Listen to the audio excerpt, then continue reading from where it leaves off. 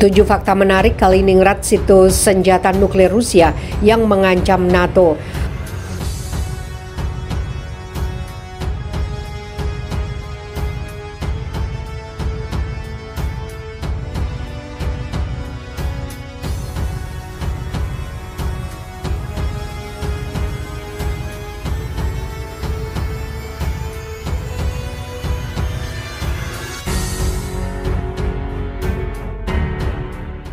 Presiden Vladimir Putin telah mengumumkan bahwa Rusia akan mengerahkan senjata nuklir taktis ke Belarusia di tengah perang Moskow di Ukraina yang semakin memanas.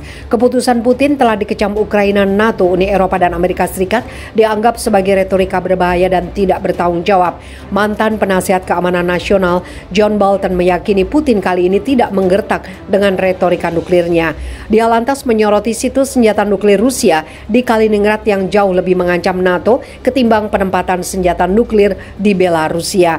Kaliningrad merupakan sebuah kota administratif Federasi Rusia yang berada di antara negara Lituania dan Polandia. Keduanya anggota NATO. Kota yang satu ini dikenal sebagai saksi sejarah dalam Perang Dunia Kedua pada pertempuran antara Nazi Jerman dengan Uni Soviet. 7 fakta menarik kota Kaliningrad. Selain bersejarah, Kaliningrad juga memiliki 7 fakta yang menarik untuk diketahui. Beberapa di antaranya berkaitan dengan ilmu pengetahuan hingga lahirnya tokoh filsafat dunia. 1. Kota asal Immanuel Kant. Penduduk paling terkenal dari kota Kaliningrad hingga saat ini adalah Immanuel Kant, seorang filsuf pencerahan Jerman dan salah satu pemikir terpenting dalam filsafat modern. Kant dikenal akan ilmunya dan memiliki kebiasaan yang unik. Dia selalu melakukan kebiasaan untuk berjalan jauh pada sore hari, sehingga banyak penduduk yang mengatur jam tangan mereka sesuai dengan rutinitas Kant. 2. Kaliningrad dulu disebut dengan Königsberg. Sejak didirikan oleh Satria Teutonik pada abad ke-13, Kaliningrad pada mulanya dikenal dengan nama Königsberg. Namun perubahan nama tersebut terjadi setelah Perang Dunia Kedua selesai atau masuknya kota Kaliningrad menjadi bagian dari wilayah kekuasaan Uni Soviet pada tahun 1945. 3. Kota penerbit buku pertama dalam bahasa Lituania. Pada abad ke-16, Königsberg menjadi salah satu wilayah yang pesat akan ilmu pengetahuan.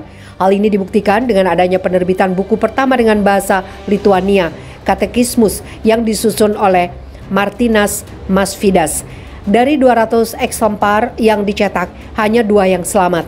1 disimpan di perpustakaan Universitas Vilnius di Lituania, dan yang lainnya disimpan di perpustakaan Universitas Nikolaus Kopernikus di Torun, Polandia. 4. Nama Kaliningrad nyaris diubah lagi. Pada awal perubahan nama menjadi Kaliningrad, kota ini sempat akan diganti lagi. Hal itu karena terdapat 2 nama Kaliningrad di Uni Soviet, yaitu di Oblast Moskow. Duplikasi nama tersebut menyebabkan banyak masalah korespondensi. Surat yang akan dikirimkan ke Königsberg terus dikirim ke kota dekat Moskow tersebut. Namun, masalah tersebut dapat teratasi setelah Kaliningrad dekat Moskow diganti namanya menjadi Kolyevov pada tahun 1996. 5. Oblast Kaliningrad memiliki lebih dari 90% amber dunia. Oblast Kaliningrad dikenal sebagai wilayah yang memiliki amber terbanyak di dunia. Batuan permata yang di dalamnya terdapat serangga atau kadal memiliki nilai jual yang sangat tinggi. Batuan itu mudah ditemukan di beberapa wilayah Kaliningrad. 6. Sedikit penduduk memiliki nenek moyang asli Kaliningrad. Setelah Perang Dunia Kedua berakhir dan Kaliningrad menjadi bagian dari Uni Soviet, orang Jerman yang selamat dari peperangan kemudian dipindahkan secara paksa. Sejak saat itu, Kaliningrad dihuni oleh warga Rusia yang menyebabkan mereka tidak memiliki nenek moyang. 7. Kaliningrad juga disebut Rusia Kecil. Banyaknya penduduk asli Rusia yang tinggal di wilayah ini membuat Kaliningrad juga disebut sebagai negara Rusia Kecil. Selain itu, kesamaan juga nampak di Kaliningrad seperti menjadi kota paling ramah bisnis di negara itu serta tempat tinggal paling nyaman.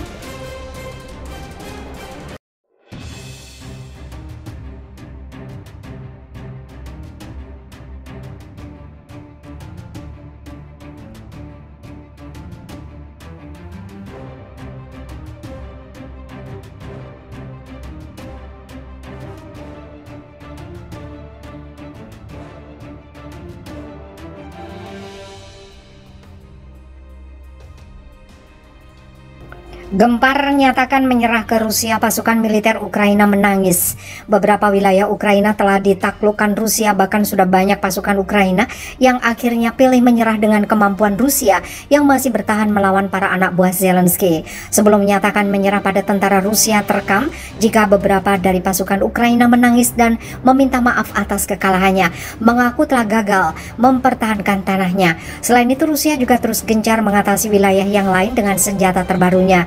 Diberitakan sebelumnya setidaknya 9 orang tewas dalam gelombang serangan baru Rusia di Ukraina. Tidak tanggung-tanggung, Rusia menggunakan senjata ampuh dalam serangan itu, termasuk rudal hipersonik yang langka Kinzhal. Rusia dilaporkan tidak menembakkan rudal hipersonik Kinzhal yang dapat menghindari pertahanan udara sejak bulan awal konflik. Rentetan serangan terbaru itu adalah yang paling parah melanda Ukraina selama berminggu-minggu. Serangan itu memutus aliran listrik ke pembangkit nuklir Zaporizhzhia yang terbesar di Eropa, meskipun kemudian dipulihkan. Senjata berbasis udara, laut, dan darat jarak jauh presisi tinggi termasuk sistem rudal hipersonik Kinzhal mengenai elemen kunci infrastruktur militer Ukraina, kata juru bicara Kementerian Pertahanan Rusia Igor Konashenko, seperti dikutip dari BBC. Itu adalah serangan terbesar Rusia dalam sehari di Ukraina sejak akhir Januari. Sirine meraung-raung, rentetan rudal Rusia hujani kota Ukraina. Sirine meraung, ini adalah serangan besar dan untuk pertama kalinya dengan begitu banyak jenis rudal, kata kantor berita Reuters mengutip juru bicara Angkatan Udara Ukraina. Itu tidak seperti sebelumnya, sambungnya. Presiden Vladimir Putin telah menyoroti investasi Rusia dalam rudal balistik hipersonik yang dapat melakukan perjalanan lebih dari 5 kali kecepatan suara. Operator energi nuklir Energoatom mengatakan serangan di pabrik Zaporizhzhia telah memutus hubungan antara fasilitas tersebut dan sistem tenaga Ukraina. Untuk ke-6 kalinya sejak diambil alih oleh Rusia setahun yang lalu, fasilitas tersebut dioperasikan dengan generator diesel hingga sambungan dipulihkan pada Kamis malam. Listrik dibutuhkan untuk mendinginkan bahan radioaktif yang ada di pembangkit. Hilangnya semua daya eksternal ini sekali lagi menunjukkan betapa rapuh dan berbahayanya situasi pembangkit listrik tenaga nuklir Zaporizhzhia, kata Rafael Grossi, Kepala Badan Energi Atom Internasional.